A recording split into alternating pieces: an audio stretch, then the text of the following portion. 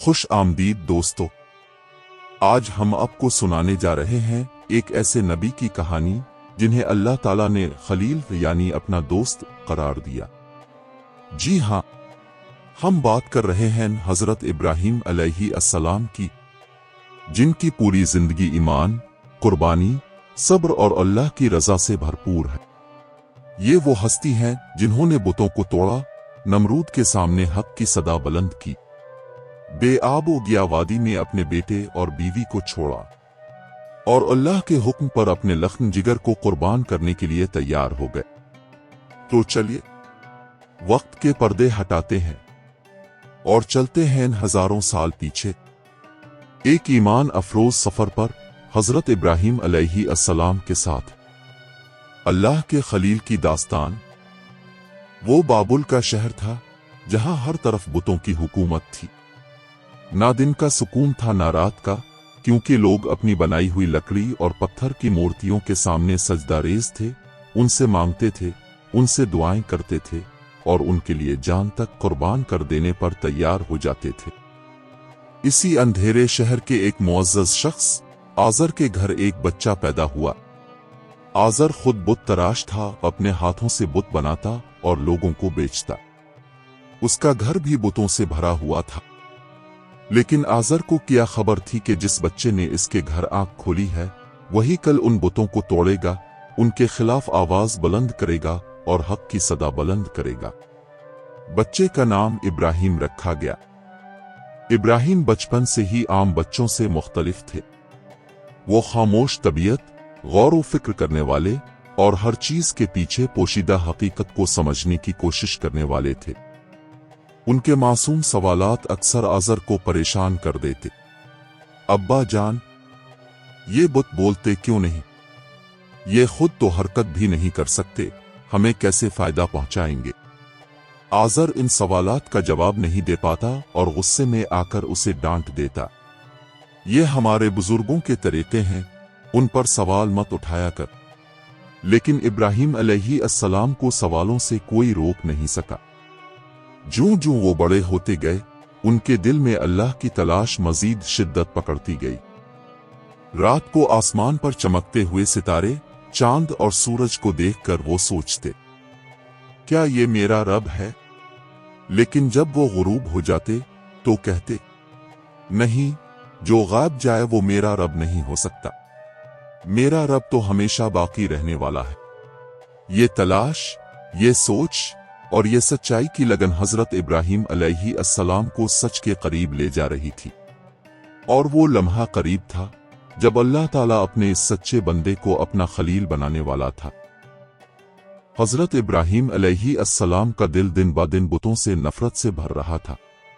وہ سوچتے، کیا انسان اپنے ہاتھ سے تراشے ہوئے پتھروں کو سجدہ کرے؟ تو ان کا دل چیخ چیخ کر کہتا، نہیں، اور ان کی روح سچ کے لیے بےتاب تھی۔ ایک رات وہ چپ چاپ تنہا کھلے آسمان کے نیچے لیٹے۔ ہزاروں ستارے ان کے گرد جگمگا رہے تھے۔ ان کی نظریں ایک چمکتے ہوئے ستارے پر جا ٹکیں۔ شاید یہ میرا رب ہے، انہوں نے سوچا۔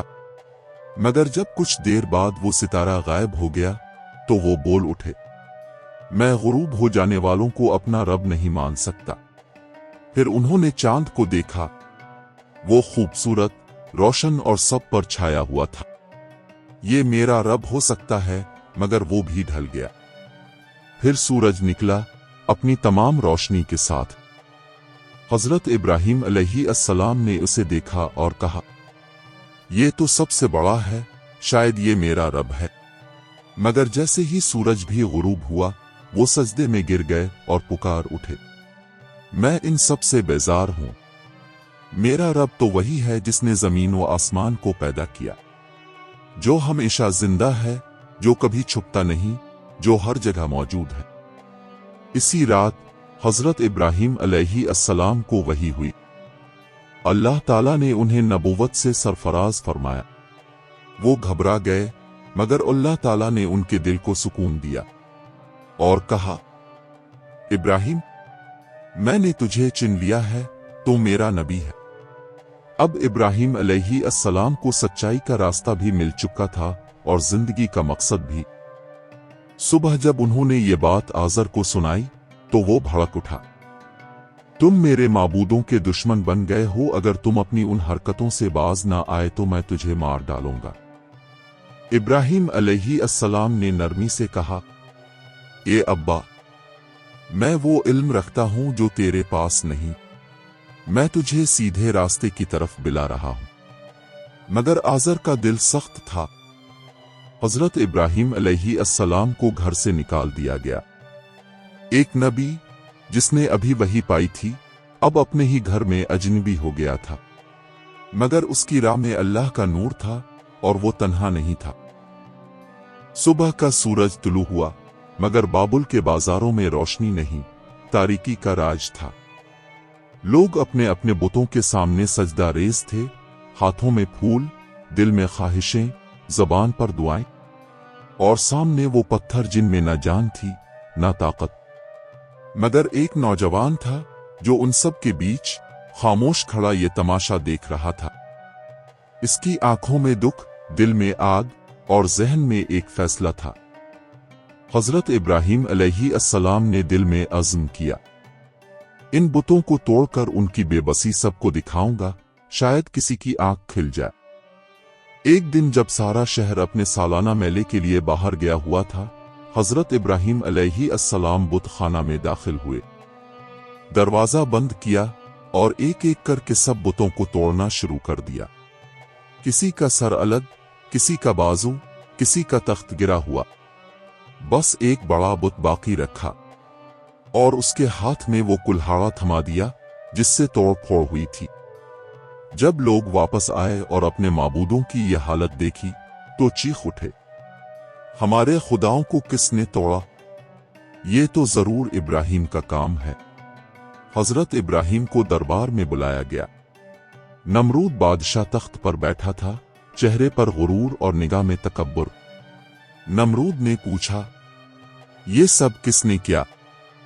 इब्राहिम अलैहिस्सलाम ने सुकून से जवाब दिया, ये बड़ा बुत तो सही सलामत है, हो सकता है इसी ने बाकियों को तोड़ा हो, आप इसी से पूछ लीजिए।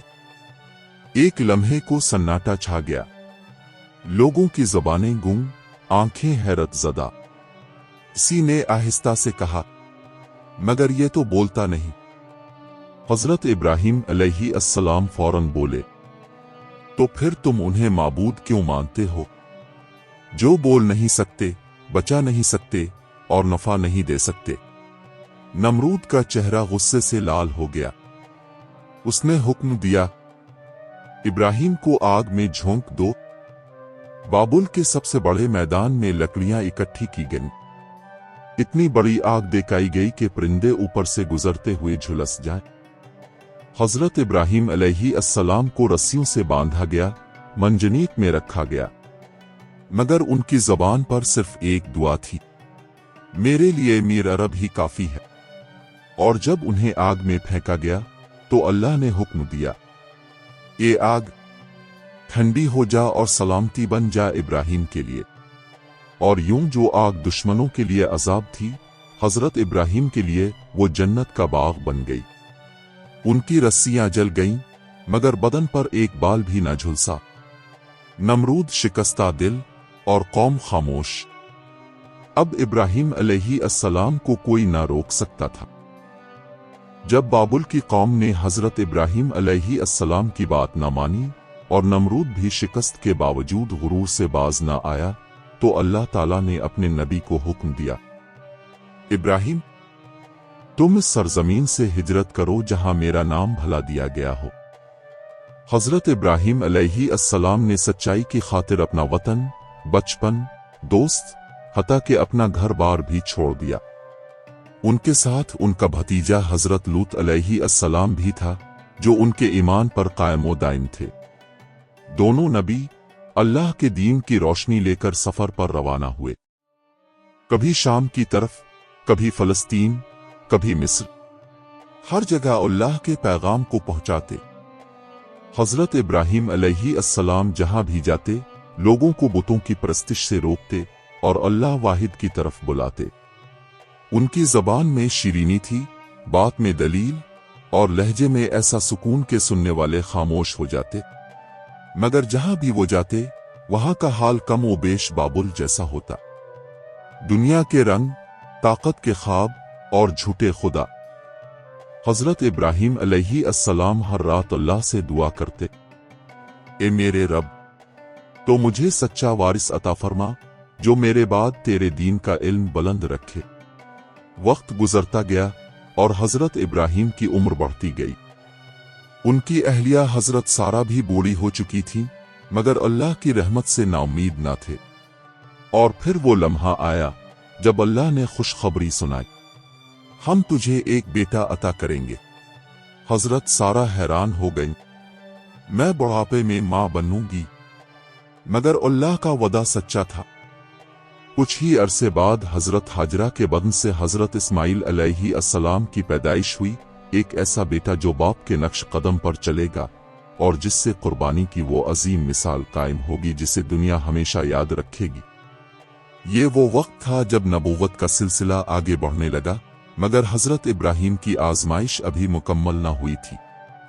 अब उन्हें एक नया हुक्म मिलने वाला था, ऐसा हुक्म जो दिल दहला दे मगर ईमान जगा दे।